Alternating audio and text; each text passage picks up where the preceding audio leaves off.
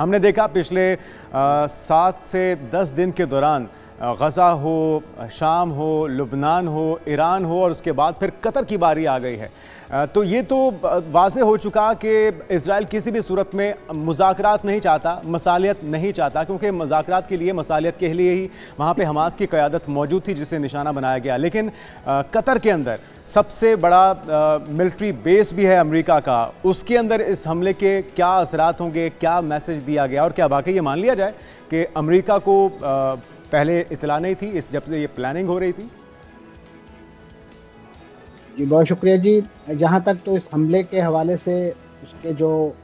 Previous homework का ताल्लुक है तो मैं समझता हूँ इस वक्त आहिस्ता आहिस्ता जो मीडिया लीक्स आ रही हैं उससे बात पाया सबूत को पहुँच चुकी है कि इसराइल ने न सिर्फ अमेरिका को इस हमले की पेशगी इतला दी बल्कि उससे जो स्ट्रेटेजिक नौइयत की इंटेलिजेंस है जिसके ज़रिए उन्होंने इस हमले को प्लान किया और एग्जीक्यूट किया, वो भी अमेरिका के तवस्सुत से इसराइल को फराहम की गई। क्योंकि आपने ख़ुद जिक्र किया अपने इंट्रो में कि कतर के अंदर जो दोहा के अंदर जो अल उदैद एयर बेस है वो सेंटकॉम का मिडिल ईस्ट में सबसे बड़ा फौजी अड्डा है, लिहाजा उसको उस अंदाज से उन्होंने फोर्टिफाई किया था। और आपके इल्म में होगा कि माजी में ये अड्डा जो है ईरान इसराइल तनाज़े के मौके पर ईरान के एक मिसाइल हमले का निशाना बन चुका है। अगरचे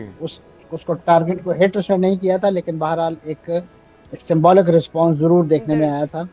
और लेकिन मंसूर जाफर साहब उसकी भी वजह थी, उसकी भी ईरान के पास वजह थी, क्योंकि कतर के जो हवाई अड्डे थे या उसकी एयर स्पेस थी वो इस्तेमाल की जाती रही ईरान के ऊपर अटैक्स के लिए। और जितने भी अटैक ईरान के ऊपर किए गए थे इजराइल की जानिब से वो तमाम बरास्ता कतर होते हुए यहाँ तक पहुँचे थे। तो उस वक्त ईरान के पास वजूहात मौजूद थी ये अटैक करने के लिए, गो कि वो कतर को नुकसान नहीं पहुँचाना चाहता था। लेकिन इस वक्त जो अटैक किया गया इसमें मुशावरत की गई है अमेरिका के साथ भी, और ये बाकायदा कहा गया है इजराइल की जानिब से कि हमने पहले अमेरिका के साथ मुशावरत की है उसके बाद ये अटैक हुआ है। तो इसका मतलब तो ये हुआ कि अमेरिका खुद भी बिलवास्ता या बिलावास्ता तौर पर इसमें मुलव्विस है, मतलब उनकी मुशावरत के बगैर ये अटैक नहीं हुआ। तो फिर ये जंग बंदी तो किसी सूरत मुमकिन नहीं है। लेकिन कतर के ऊपर किसी दूसरी रियासत के ऊपर अटैक करना, चाहे वो आप हमास को ही क्यों नहीं निशाने पर रख रहे, क्या ये दुरुस्त तरीका है? आलमी कवानीन की खिलाफ वर्जी नहीं है? और इसके ऊपर अब आलमी कवानीन क्या कहते हैं? इसमें कोई शक नहीं जी कि ये सरी खिलाफ वर्जी है बैन-अक़वामी कवानीन की, उन कन्वेंशन की कि जो जंगों के मामलात को गवर्न करते हैं। जहाँ तक आपने जिक्र किया कि इस पूरे अटैक के अंदर अमेरिका जो शरीक था या नहीं था, अब इस वक्त ये बात तयशुदा है कि अमेरिका की मर्ज़ी के बगैर ये नहीं हो सकता। आप देखिए कि इस वक्त कतर का जो डिफेंस का बजट है वो पाकिस्तान के दिफाई बजट से ज़्यादा है। इस वक्त तकरीबन 19 अरब डॉलर जो है वो कतर स्पेंड कर रहा है अपने दिफाई निज़ाम को एक लिहाज से मिसाइल शिकन और इस नौइयत का बनाने के। लेकिन आप देखिए कि ये जो अमेरिका का ये कहना कि हम इस हमले में शरीक नहीं है, तो अमेरिका का फराहम करदा F-16 के 6 सॉर्टीज़ जो हैं वो कतर के दारुल हुकूमत पर की गई। तो अगर इस वक्त उस पूरे सिस्टम को जो वहाँ पे मिसाइल शिकन सिस्टम नस्ब था उसको इसराइली इंटेलिजेंस और अमेरिका जो है वो अपने टेक्निकल कोऑर्डिनेशन से एक बटन के ज़रिए नाकारा बना सकते हैं, तो क्या अमेरिका के पास ये इख्तियार या ये चीज़ उनके पास ये फैसिलिटी मौजूद नहीं थी कि वो उन F-16 को जो कतर की फ़ज़ाई हदूद को ताराज करते हुए वहाँ दाखिल हुए उनको किसी अंदाज से जो है उनमें नस्ब जो आलात है उसके ज़रिए कंट्रोल कर सकता है।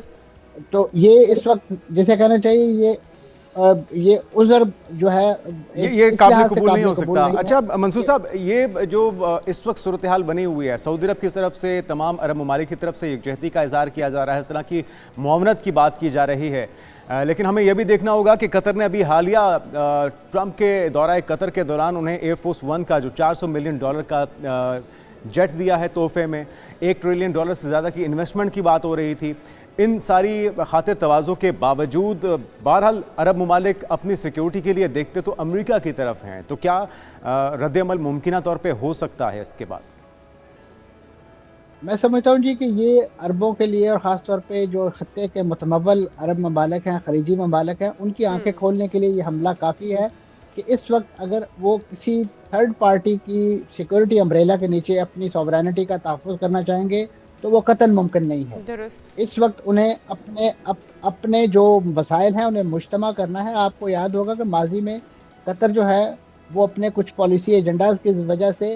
खलीजी ममालिक के साथ उसकी एक कशीदगी भी पैदा हुई, जिसमें कतर का 3 साल तक बाइकाट किया गया। और उसकी एयर स्पेस भी सारे खलीजी ममालिक के लिए बंद कर दी गई। तो मैं समझता हूँ कि इस वक्त जो सऊदी अरब की तरफ से जो उस रिप्रोचमेंट के बाद जो आज पहली मर्तबा हमें ईरानी हमले के बाद जो एक सॉलिडारिटी दिखाई है सऊदी अरब ने, उसमें इस हद तक कहा गया कि हमारे तमाम लॉजिस्टिक्स जो हैं वो कतर के डिस्पोजल पे हैं। वो इस हमले का जिस अंदाज से काफ़ी और शाफी दबाव देना चाहे, सऊदी अरब दामे दरहमे सुखने कदमे जो है उनके साथ है। तो इसका तो मतलब ये भी हुआ ना मंसूर जाफर साहब कि सऊदी अरब को भी ये समझ आ गई है कि अगला निशाना हम भी हो सकते हैं, क्योंकि एक के बाद एक को वार निशाने पर रखा जा रहा है, एक के बाद एक के ऊपर वार किया जा रहा है और तमाम अरब ममालिक, तमाम मुस्लिम ममालिक को निशाने पर रखा जा रहा है। और इस वक्त कितनी ज़रूरत है तमाम मुस्लिम उम्मा को, तमाम मुस्लिम ममालिक को